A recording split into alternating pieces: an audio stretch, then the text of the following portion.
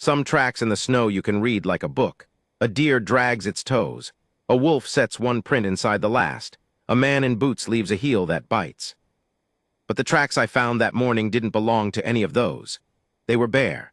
10 toes pressed into ice that would crack a horse's hoof, and every third or fourth print was rimmed pink where the skin had split and bled and frozen over and split again. Whoever left them was walking north into the wind, into the worst of it, toward the one range of hills a sane person crosses in April, not in the dead middle of winter. I want you to sit with that for a second before I tell you the rest. Not the cold you can imagine cold. I mean the choosing of it. I mean a person standing at the edge of 40 miles of frozen nothing with no shoes on their feet and deciding that the far side was worth the walk. Nobody does that for themselves. You don't spend your own skin like that. You only spend it for somebody you'd rather keep breathing than keep your own toes.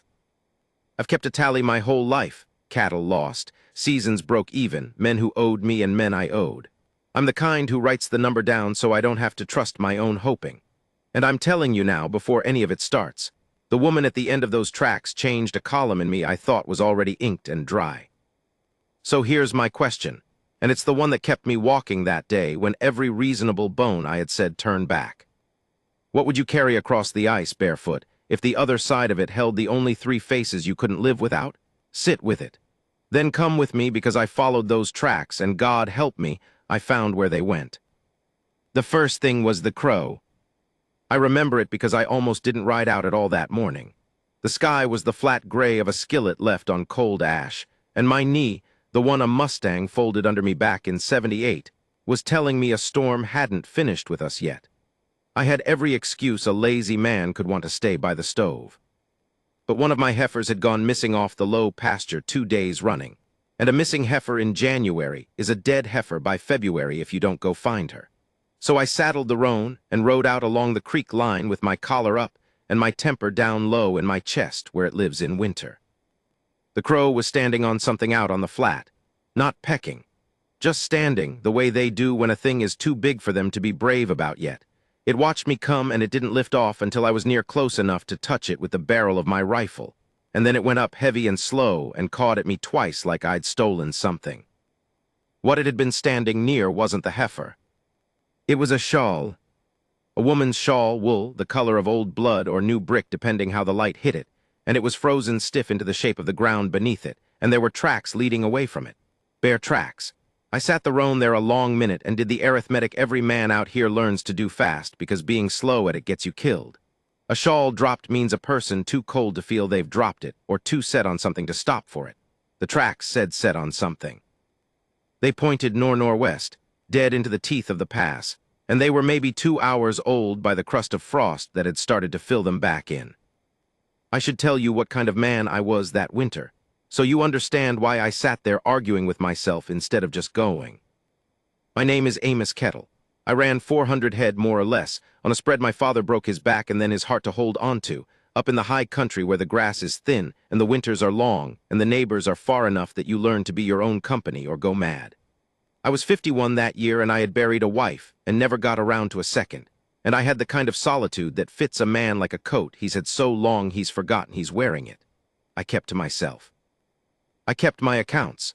I wrote everything down in a ledger my Sarah gave me before she passed, a good leather one, and I filled it not just with money but with weather and calves born and men I'd shook hands with, because a written thing can't lie to you the way a memory can. I trusted the ledger more than I trusted most people, and I'm not proud of that, but there it is. And I'll tell you the other thing, because leaving it out would be a coward's telling. Those bare tracks were an Apache woman's tracks.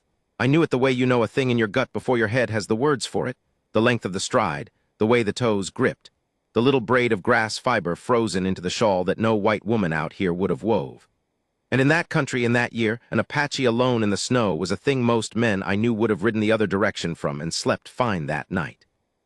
The army had them penned on the reservation to the south, and every so often a family or a band would slip the wire and running Apache were considered by the men with stripes on their sleeves to be a problem to be solved with a carbine. There was money in it, even, not official money, but money. So I want to be honest that I sat there and I felt 2 men inside my coat. One of them was already turning the roan for home, telling me it wasn't my business, that a person who walks off barefoot into a January pass has made their peace with the outcome, and it isn't for me to interrupt. That man had good arguments. He always does. The other man was looking at the frozen pink rims on those tracks and thinking about how a person only bleeds their own feet like that for somebody else. The crow cawed at me one more time from the fence post it had retreated to, and I swear it sounded like a dare. I followed the tracks. I want to slow down here and tell you about the pass, because you can't understand what she did unless you understand what she did it through. There's a saddle between two peaks up there that the old-timers called the Widow's Notch, and it earned the name. In summer, it's a hard day's ride with water at two places if you know where. In winter, it's 40 miles of exposure with the wind coming off the north face like it's got a personal grievance, and the snow lies in troughs deep enough to swallow a mule to the withers, and the ice on the north-facing rock is blue and hard as a church bell. Cowhands died in there. Soldiers died in there. A whole freight party died in there one bad February that people still spoke of in low voices at the mercantile. And here was a woman with no shoes walking into it on purpose. The tracks were easy to follow at first, which frightened me more than losing them would have, because easy meant she wasn't hiding, and not hiding meant she was past caring who saw her, and past caring is a bad place for a body to be in the cold. I pushed the roan up the first grade, and the wind found us at the top of it and went through my wool coat like the coat was a rumor. My breath froze in my mustache. I pulled my hat down and my collar up, and I thought, Amos, you old fool, you are going to die out here for a stranger who doesn't know you're coming and wouldn't thank you if she did. I kept going anyway. I have thought a great deal in the years since about why. I don't have a clean answer. The closest I can get is that I had spent 30 years writing numbers in a book to make sure the world stayed balanced and honest, and here was a thing that would not balance no matter how I turned it. A mother's blood on the snow, and something in me could not close the ledger and ride home with that line still open. I found the second shawl a mile on, smaller a child's. That's when my stomach dropped, because it meant there'd been a child, and the child's shawl was here and the child was not, and there were only the one set of bare tracks. I got off the roan and I picked the little shawl up, and it was frozen into a curl the exact size and shape of a small body, and I stood there in the wind holding it and doing arithmetic I did not want to do. Then I saw that the child's tracks were there too, further on smaller bare prints beside the woman's, and I understood she'd carried the child a while and then set it down to walk on its own to save her strength, and taken the little shawl to wrap something else, and I have never in my life felt so much dread and so much strange upward hope in the same breath.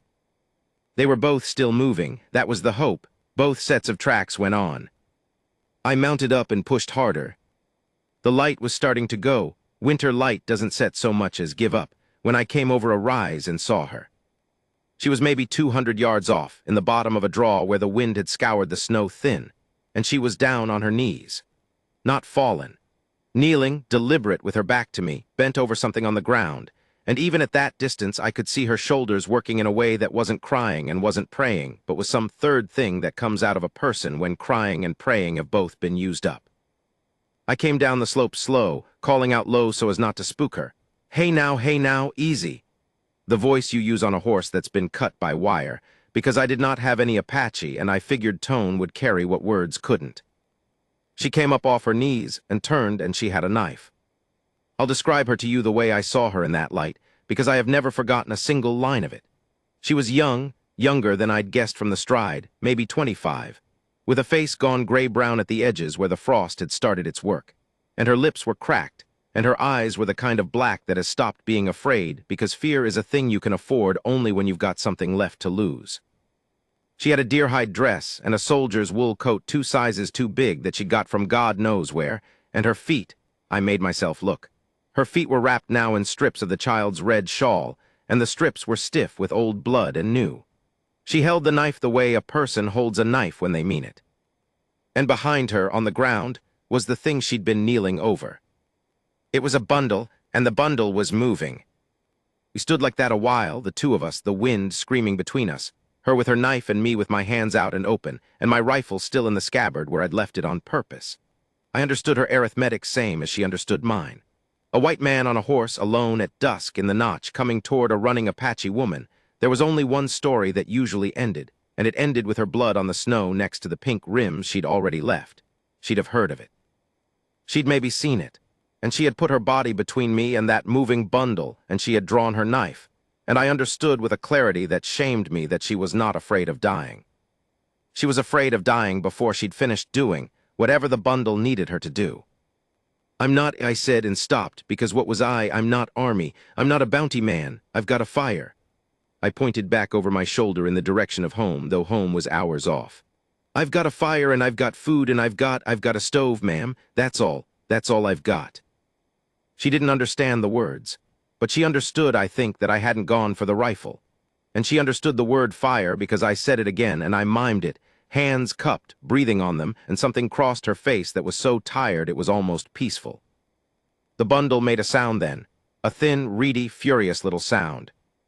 And I knew it was a baby, and I knew by how weak the sound was that it was a baby that did not have long. The knife came down, not dropped. She'd never have dropped a weapon, not her, but lowered, held now at her side, a tool again instead of a wall.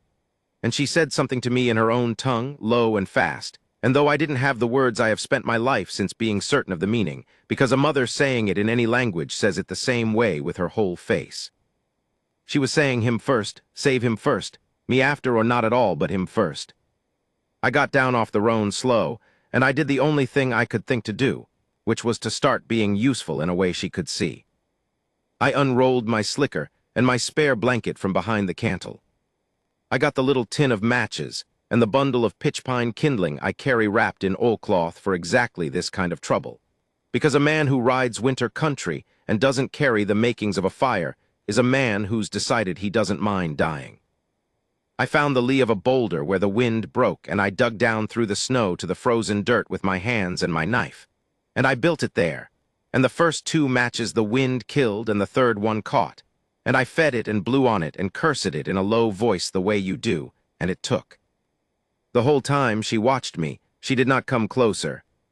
She stood over the bundle with the knife at her side, and she watched every single thing my hands did, weighing it, and I could feel her deciding about me the way you'd decide about ice you had to cross, testing my weight before she trusted it. And I understood I was being judged, and I understood I deserved to be, and I kept my movements slow and small, and I did not once look at the bundle directly, because I sensed that looking at the baby was a thing I had not earned yet. When the fire was up and throwing real heat, I sat back on my heels and I looked at her, and I patted the blanket I'd spread in the fire's warmth, and I moved back away from it, giving it to her, making it hers. Then I got up and went to the roan and made a business of loosening the girth and seeing to the horse, giving her my back on purpose, because I judged she would not come to the fire while I was watching, and I judged right. When I turned around a few minutes later, she was at the fire with the bundle open in her lap, and she was working over it with a focus that was terrible to see, chafing the little thing's chest and arms with her cracked hands, and her lips were moving. And there was a child, the older one, the one from the tracks, pressed into her side, a boy maybe 5, so quiet and so still I hadn't even known he was there. He'd been behind her the whole time. She'd hidden him behind her body, same as the baby. 2 children. She'd crossed the notch barefoot with 2 children, and she'd carried one of them and bled her feet for both of them, and she was not across yet, and one of them was dying in her lap by the fire. I have kept a ledger my whole life to make the world balance. I am telling you there is no column for that. There is no honest way to write it down. The boy watched me the way his mother had, with those same black, unafraid eyes, and I did the thing that I have since decided was the smartest thing I did that whole long day, though it wasn't smart. It was just instinct. I got out my own food. I had jerky and a heel of bread and a twist of paper with sugar in it that I keep for coffee. And I got out the sugar and I wet my finger and I dipped it, and I held it out to the boy across the fire, and I waited. He looked at his mother. She was too deep in her work over the baby to notice. He looked back at me, and after a long, long time that small hand came out and one finger touched the sugar on my finger and went to his mouth, and his eyes went wide, and I saw, under all that cold and fear and whatever horror had put them in that pass, I saw a 5-year-old boy taste something sweet, and it about broke me in half. I gave him the whole twist of sugar. I gave him the bread. I would have given him the shirt off my back and the deed to my land in that moment, and I'm not a sentimental man, ask anyone. The baby, though. The baby wasn't taking. I could hear it from where I sat, or rather I could hear the knot of it, the sound getting thinner. The mother was crying now, finally, silently, the tears freezing on her face before they could fall, and she was doing everything, warming it against her own skin under the wool coat, breathing into its little face, and it wasn't enough. The cold had gotten too deep into the small thing, and I have watched a great many creatures die, and I know the shape of it when it's close. I did the only thing left. I moved around the fire, slow, hands open, telling her with my whole body that I meant no harm, and I opened my coat and my shirt, and I gestured to her, and to the baby, and to my own chest, which is a big warm barrel of a chest that has kept me alive in worse cold than that. I was offering to take the baby against my own bare skin, where there was more heat than her frozen, exhausted body had left to give. She stared at me, a white man, a stranger, asking to hold her dying child against his naked chest, in the dark, in the snow. And here is the moment I have turned over more than any other in all the years since, because she had every reason in the created world to say no. Every story she knew about men like me ended badly. Every instinct a mother has screamed at her to keep that baby in her own arms, and let it die warm against her own heart if it had to die at all. She handed me the baby. She looked at me for one long second first, measuring my weight one final time, deciding whether the ice would hold. And then she put her child into my hands and she let go, and it was the single greatest act of trust I have ever been the object of, and I have never felt more unworthy of anything in my life. I held that baby against my chest under my shirt, and I wrapped my coat around us both, and I sat as close to the fire as I dared. And I did the only thing I knew, which was to be warm, to be a warm, still thing, to give it everything my body had. The mother pulled the boy in tight, and the four of us made a small huddle of heat in the great dark cold. And nobody said anything, because there was nothing to say and no shared words to say it in. And we just sat.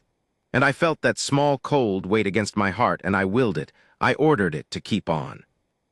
I could feel its heartbeat, fast and light and stumbling, like a bird that's flown into a window. I put my big rough hand flat over its little back, and I felt the breath go in, a long pause, out, and every pause was a small eternity where I thought that was the last one, and then it wasn't, and then it was in again. The fire popped.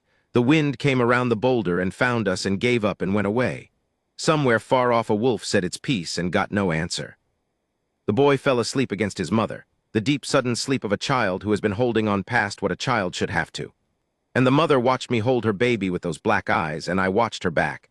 And there passed between us in that firelight something that did not need a single word, something older than either of our peoples and their long, ugly grievance, something that was just this: I see you. You are trying to save your family. I will not let you be alone in it. I felt the baby's breath hitch, then even out. Then, and I will swear to this on Sarah's grave, then I felt it nuzzle, the smallest turn of a head against warm skin, the oldest reflex there is, the one that says I have decided to stay. The mother saw it in my face before I could find a way to show her. She leaned in. She put her cracked hand against her baby's back, over my hand, and she felt it too, the nuzzle, the settling, the small furious will of a thing that has decided not to die tonight after all. And she made a sound. I don't have the word for the sound. It came up out of her from somewhere below where sounds come from, and it was grief, and it was relief, and it was 3 days of walking barefoot across the roof of the world with your children's lives in your 2 bleeding hands. And it wasn't loud. It was almost nothing. But it was the truest sound I ever heard a human being make. Then she looked up at me, past the fire, past everything. And she said in careful, broken, painfully practiced English, words she must have learned somewhere, held on to, saved for exactly a moment she prayed would come. She said, my husband, other side, waiting. And I understood then that we were not done, that the fire and the baby and the sugar and the trust, all of it, was only the middle of her journey, not the end. She had not crossed the notch to reach me. She had crossed it to reach the far side, where somebody was waiting, where the rest of her family was, and she had bled her feet down to the bone to get there, and she was going to keep going the second that baby was warm enough to travel, ice or no ice, feet or no feet. I looked at her ruined feet in their bloody wrappings. I looked at the dark shape of the notch still ahead of us, miles of it in the worst part of the winter at night. I looked at the baby breathing against my chest. And I heard myself say, though I had a warm house and 400 head and every reason in the world to be sensible, though the smart man in my coat was screaming at me the whole time. All right, I said, all right, we'll get you to the other side. She didn't understand all the words. But she understood. Her name was Nana. I learned it that night by the fire, after the baby had come back from the edge and taken a little warmed water off my fingertip, after the boy had woken and eaten and slept again. She touched her own chest and said it, Nana, and then she touched the boy and said Little Hawk, or the Apache of it, which I couldn't say back right no matter how I tried, and she almost smiled at my mangling of it, the first almost smile I saw on her. The baby she didn't name. I understood later this was because among her people you don't fix a name to a child too soon, not until you're sure the child means to stay, and she had not let herself be sure yet. She had not let herself. I told her mine. Amos, I said, and she said it back, I Moss, careful, filing it away, and I had the strange feeling of a man being written into somebody else's ledger, a man being made real by being remembered. We did not travel that night.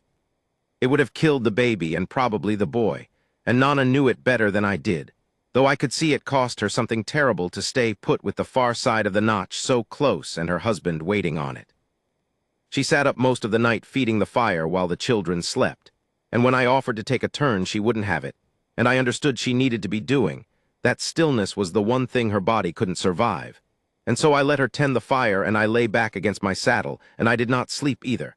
And we kept the watch together in silence, two strangers guarding two children and one horse against the dark. It was in that long night that I got the story in pieces, in her broken, careful English and her hands, and once in a drawing she made in the snow with a stick. And I'm going to tell it to you the way I finally understood it, though it came to me all out of order, because you deserve to understand what she'd already lived through before you saw what she did next. Nana's people had been on the reservation to the south for 3 years. I won't tell you the name of the agency because the man who ran it is dead now and his sons are alive, and I've no wish to make trouble for the living over the sins of the dead, but I will tell you it was one of the bad ones. The kind where the beef contract got sold twice and delivered never, where the blankets that were promised showed up thin as paper if they showed up at all, where a winter meant a certain number of the old, and the young simply not being there come spring, and nobody with stripes on his sleeve wrote their names in any ledger, because they didn't count them as the kind of loss that gets written down. Nana's husband, his name was Dashi, near as I could say it, had a brother up north, across the notch, in a canyon country the army didn't much bother with yet, where a small band of their people still lived free the old way. Word had come down, the way word does even through wire, that there was game up there and grass, and no agent selling their food out from under them. And so Dashi and Nana had made the decision that every parent in that place was making in some form that winter, to run or to stay and watch the children thin. They ran in 2 parts. That was the plan, and it was a good plan, a careful plan, and I want you to see how careful it was so you feel the full weight of what went wrong. Dashi took the 2 oldest, a girl of 9 and a boy of 7, and went first, fast and light, because 2 older children can travel fast and a scout on the run travels faster alone-ish. He'd go through the notch while the weather held, reach the northern band, and send back word or come back himself with help and horses and shoes for the rest. Nana would follow a few days later with the little ones, Little Hawk and the baby, by an easier low route to the west, where there was a trading post run by a Mormon who'd been known to look the other way for a family in trouble. And then everything went wrong at once, the way it does. The low route got closed. Soldiers, Nana said, and her hands made the shape of horses and rifles, and I understood there'd been a patrol on the western road, and the Mormon's post was being watched, and the easy way was a trap. So Nana, alone with a 5-year-old and an infant in the deep of winter, made the decision that put her in my life. She took the hard way, she took the notch. The same crossing her husband had made light and fast with 2 strong children, she made barefoot with a baby at her breast and a little boy at her hand, because it was the only door left unlocked and her family was on the far side of it. Why barefoot? I asked her. It was the one thing I couldn't fathom. I'd have given anything to unask it once I understood. She showed me. She unwrapped the strips of red shawl from her feet by the firelight, and she showed me what was under them, and I made myself look because turning away would have been a cowardice she didn't deserve. Her moccasins had worn through on the 2nd day. She'd wrapped her feet in hide. The hide had worn through.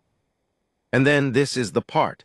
Then Little Hawk's feet had started to freeze, his little moccasins no better than hers, and so she'd taken her own remaining wrappings, the last leather she had, and she'd put them on her son's feet, and she'd walked the rest of the way on nothing.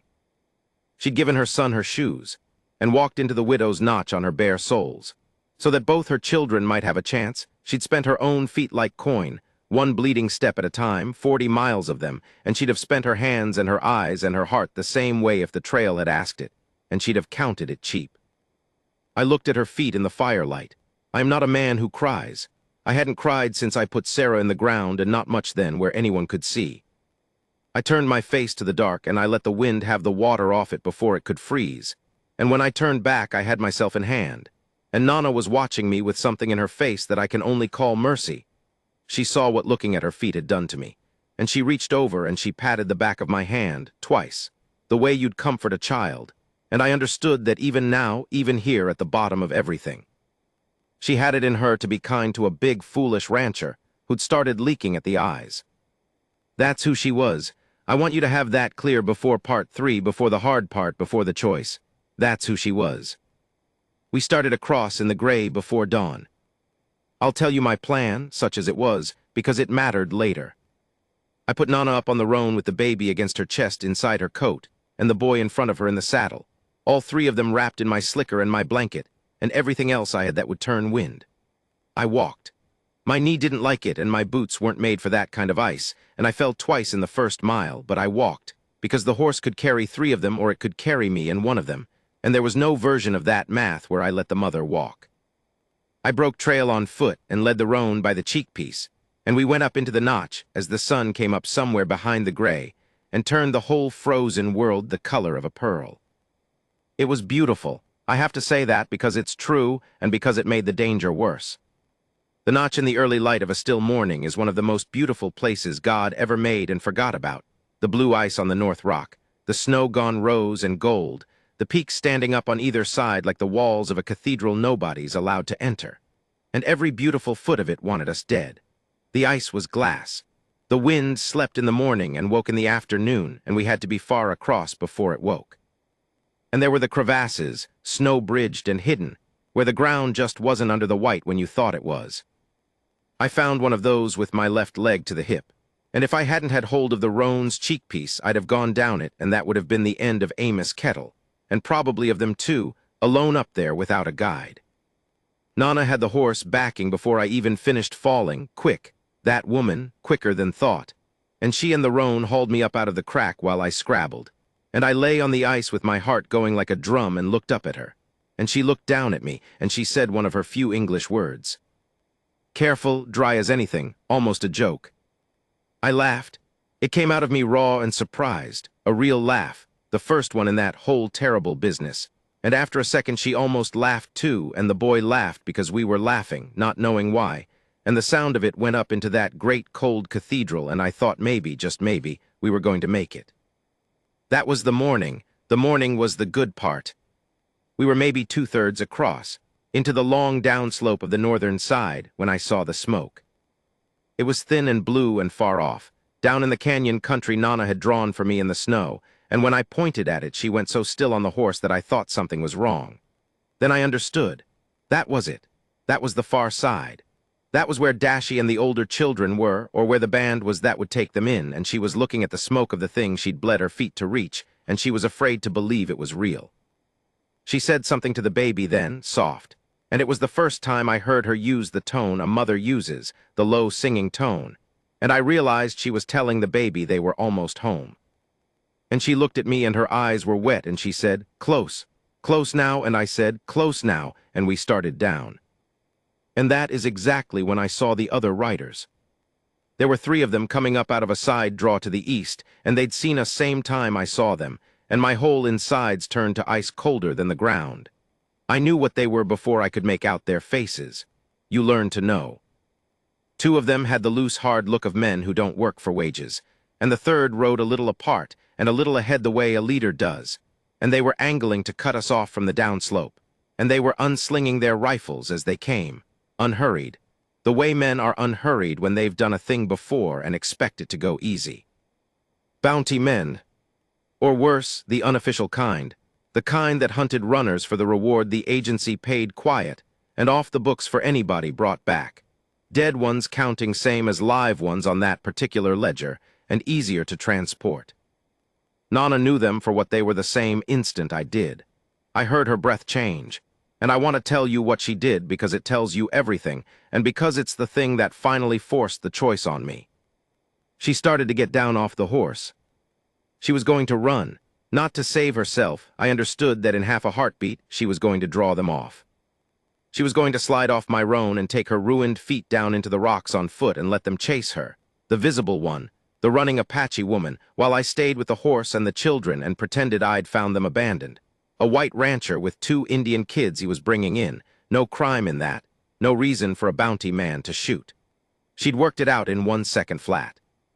She was going to trade herself for her children's lives, hand them to a stranger she'd known for 1 day, and lead the wolves away barefoot across the rocks. And she was doing it calm, already swinging her leg over, already lowering the baby down toward me to take. I grabbed her wrist and I said, no. She fought me. Quiet and fierce, she fought me because every second mattered, because the riders were closing, and she needed me to take the baby so she could go, and I wouldn't take it. And there was a moment there, the 2 of us struggling on the ice with a dying cold infant between us and armed men bearing down. That was as close to the true middle of the human heart as I have ever been. Because here was the choice. Here was the morally heavy thing, the thing I'd have to live with either way. I could do what she wanted. I could take the children, let her run, let her die for them. It might work. It probably even would work. A white man with 2 orphans, the bounty men would likely let me pass, and she'd draw the guns, and I'd bring Little Hawk and the baby down to the smoke, and the far side, and I'd have saved 2 of the 3. And I'd have done it by letting a woman spend the last of herself while I stood safe behind my own skin color. That was the sensible math. That was the smart man in my coat. And for once the smart man and the loving mother wanted the same terrible thing, and between the 2 of them they had a nearly unanswerable case. Or I could refuse it. I could keep her on the horse and stand my ground and try to bluff or fight 3 armed men on open ice with 1 rifle and a bad knee, and most likely get all 4 of us killed, the children too, and prove nothing except that Amos Kettle was too proud or too stubborn or too something to make the sensible trade. I have laid awake more nights than I'll admit doing that arithmetic over, because the honest truth is I don't know that I chose right. I only know what I chose. I chose her. I let go of her wrist, but not to let her down. I pushed her back up into the saddle hard, and I put the baby back against her chest. And I said loud, so the tone would carry even if the words wouldn't, "You are not dying today. Not while I've got to say." And I pulled my rifle out of the scabbard and I stepped out in front of the roan, between my little huddled family and the 3 men riding up. And I levered a round in, and I stood there on the ice. A 51-year-old rancher with a bad knee and a good rifle and a heart going like a war drum. And I got ready to do a thing I'd sworn after the war I'd never do again. The lead rider pulled up about 40 yards off. He was a lean man with a face like a hatchet and a good coat somebody else had probably paid for. His 2 friends fanned out easy, and I marked them, right and left, the way you do, though 3-on-1 on open ground with them mounted and me afoot was a losing hand, and every one of us there knew it. "That's a long way to stand for a squaw and her whelp's old man," the hatchet-faced one called out, friendly almost. "Step aside, ain't no quarrel with you, there's paper on her, agency paper, legal as Sunday." "Show it to me," I said. He blinked. It wasn't the answer he expected. "Show me the paper," I said again.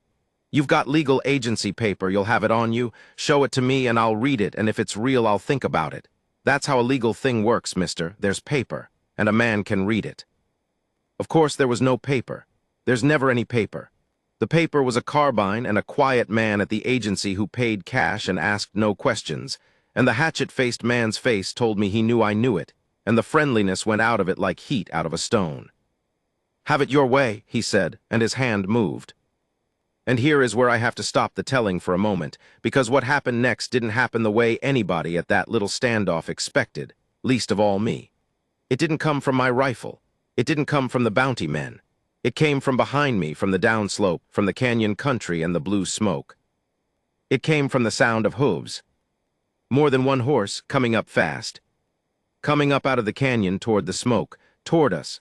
Riders I couldn't see yet over the roll of the slope, but could hear. And I saw the hatchet-faced man's eyes go up past my shoulder to whatever was cresting the rise behind me, and I saw his face change, and I risked 1 look back.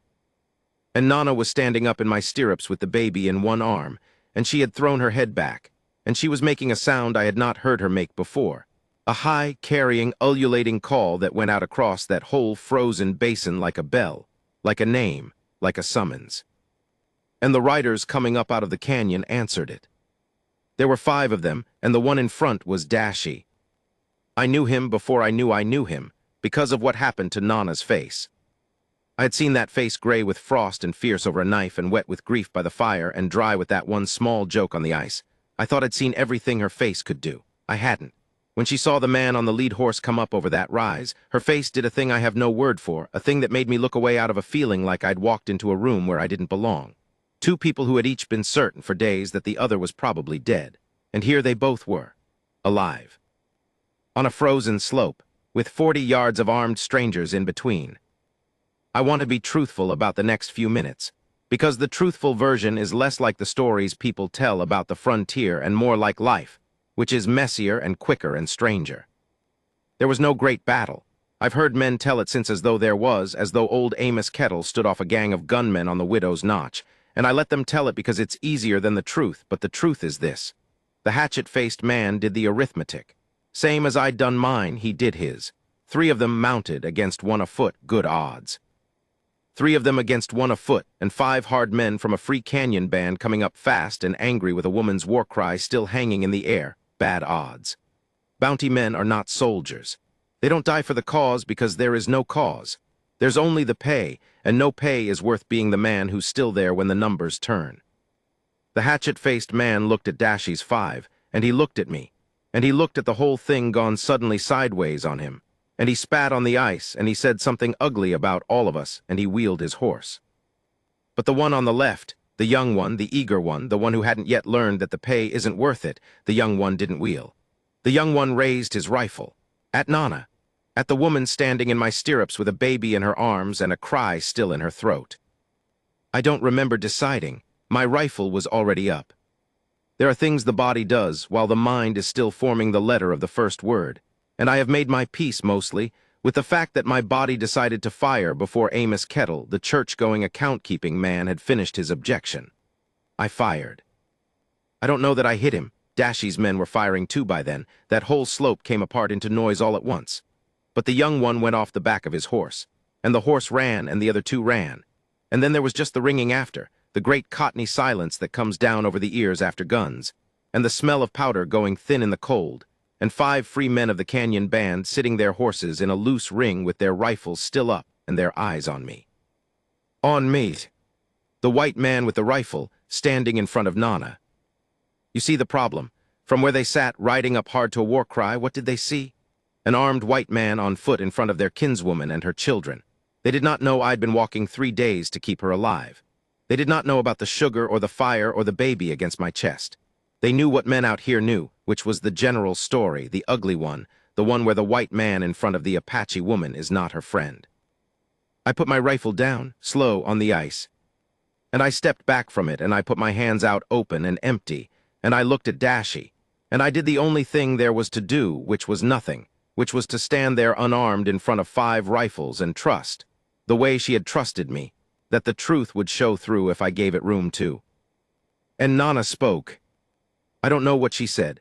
It was long and it was fast and it was in her tongue and I didn't have a word of it.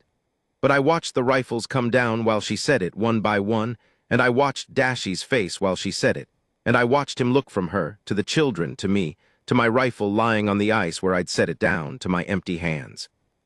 And I watched something in that hard, exhausted, grieving, joyful man's face decide about me, testing my weight, the way she had, the way her whole people had learned to do about men like me because they'd had too.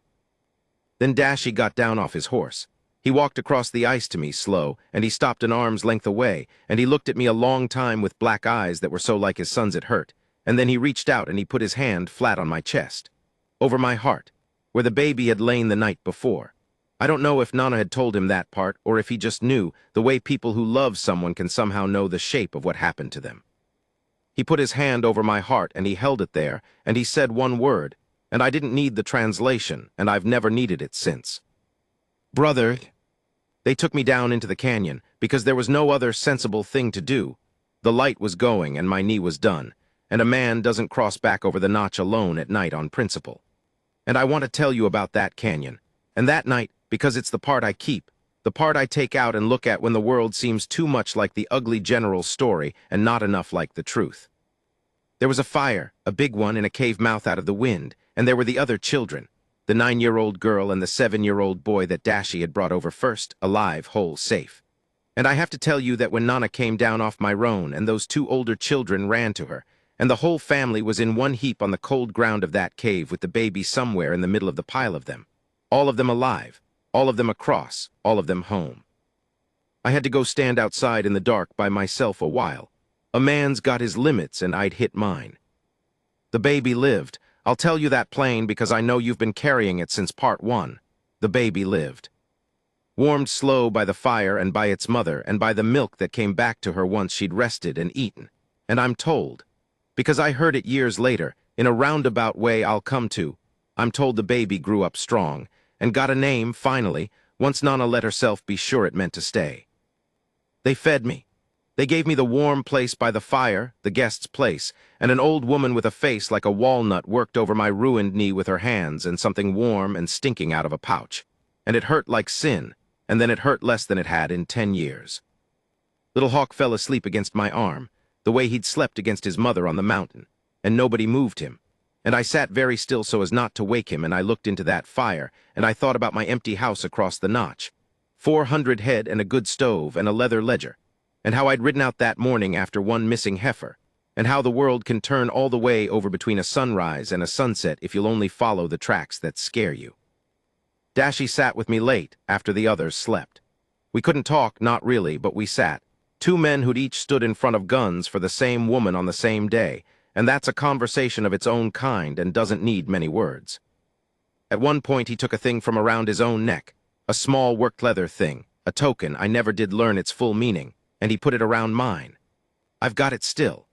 I keep it in the ledger, pressed between the pages of that winter, next to the line where I finally wrote it all down, the only way I knew to make it real and keep it from going soft and false in my memory the way memories do.